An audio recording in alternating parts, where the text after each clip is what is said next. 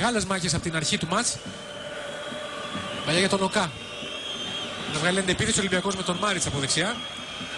Που πατάει γερά, στέκεται όρθιος.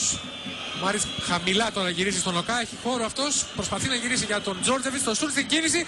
Πέφτει, αλλά η μπάλα είναι στα δίκτυα. 1-0 Ολυμπιακός. Στο 8 ανοίγει το σκορ με τον Πρέντερακ Τζόρτζεβιτς. Αυτή την αντεπίθεση στρώθηκε η μπάλα στα πόδια του Τζόλε, ο οποίος την έστειλε στη γωνία του Χιώτη. 0-1. Με το καλημέρα Ολυμπιακός παίρνει αυτό που θα ήθελε οποιαδήποτε ομάδα έπαιζε εκτός έδρας στον πρώτο ημιτελικό του κυπέλου, το εκτός έδρας γκολ πολύ νωρίς. Δείτε ξανά τον τρόπο με τον οποίο γυρίζει ο Μάριτς στον Οκά και αυτός προσπαθεί και τελευταία στιγμή με το δεξί της τρώνει στον Τζόλε. 0-1.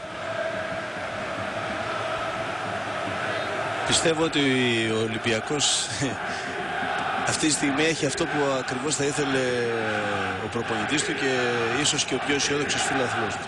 Με την πρώτη δηλαδή επίσκεψη που έκανε στην αντίπαλη περιοχή και ένα πάρα πολύ καλό σούτ από την πλευρά Τζόρτζεβιτς